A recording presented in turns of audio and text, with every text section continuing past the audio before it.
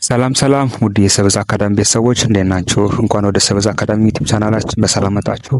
ለዚህ ቻናል አዲስ የሆናችሁ ቻናልን ሰብስክራይብ ማድረጋችሁን አትርሱ። በየቀኑ አዳዲስ አስተማሪ ቪዲዮችን ስለምንለቅ ቶሎ እንዲደርሳችሁ፣ እንዲሁም ላይክ ለማድረግ ጣታችሁን አትንፈጉን። በኦንላይን ሆነ በአካል መማር ለምትፈልጉ ደግሞ በዚህ ስልክ መደወል ትችላላችሁ። በቴሌግራም በኢሞ እየደወላችሁ ማናገር ትችላላችሁ ማለት ነው። ትምህርቱ በሳምንት 5 ቀን ነው፣ ሰኞ እስከ አርብ። በየቀኑ ደግሞ አንዳንድ ሰዓት ነው።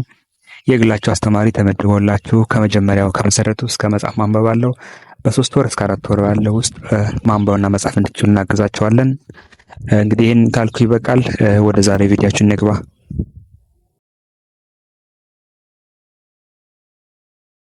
እሺ ውድ ቤተሰቦች ዛሬ ደግሞ ከባለፈው ቀጥሎ እነዚህን ሰ የሚባሉ ፊደላቶች ነው የምናየው።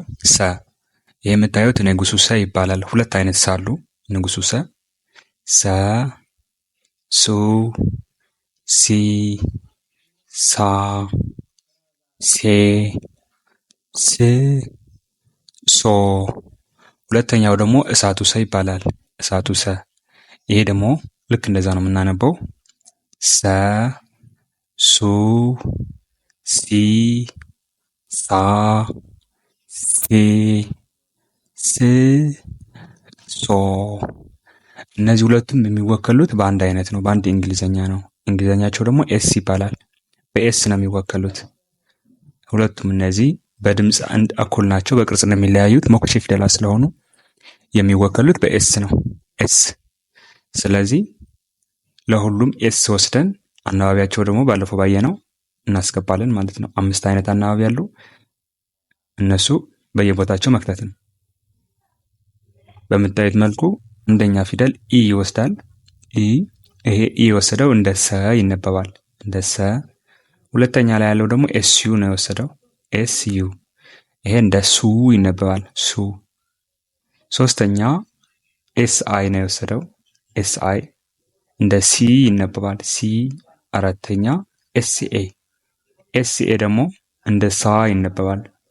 አምስተኛ እና አንደኛ እኩል ናቸው። እዚህ ጋር እንደምታዩት ኤስ ኢ ነው፣ እዚህ ጋር ኤስ ኢ ነው። ስለዚህ ኤስ ኢ እንደ ሴ እና እንደ ሰ ነው። እዚህ ጋር በአምስተኛ እንደ ሴ ነው።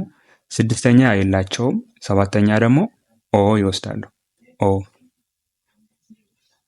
ቀጣይ የምናየው ረ ነው። ረ፣ ረ፣ ሩ፣ ሪ፣ ራ፣ ሬ፣ ር፣ ሮ። እነዚህ ፊደላቶች ደግሞ የሚወስዱት እንግሊዘኛቸው አር ነው። የሚወክላቸው ማን ነው? አር ነው። አር ፊደል እንወስዳለን ለሁሉም፣ አር።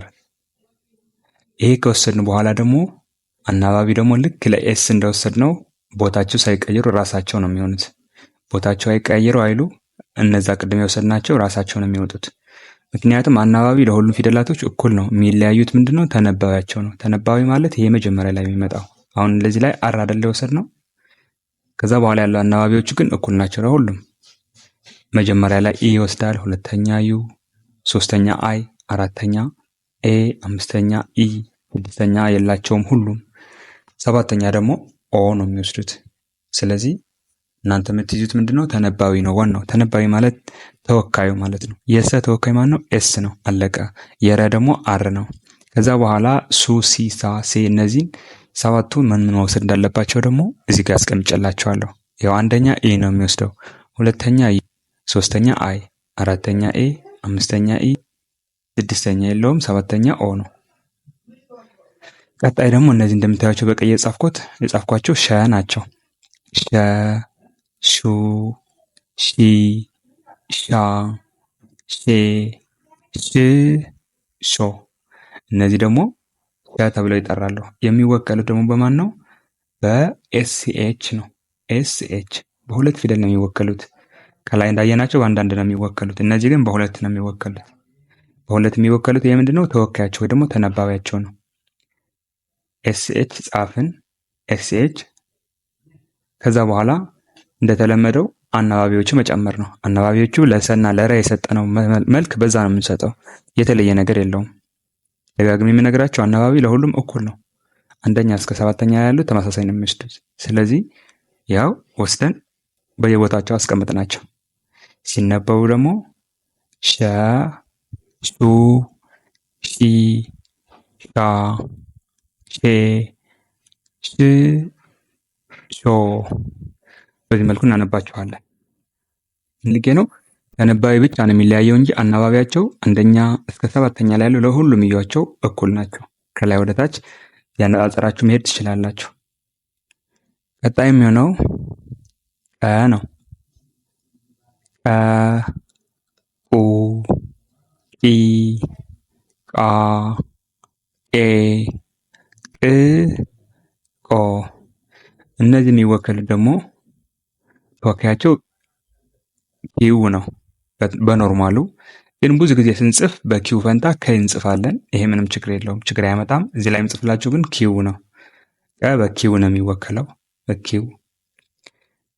ስለዚህ የቀ እያንዳንዷ ተወካይ ማን ነው? ኪው ነው።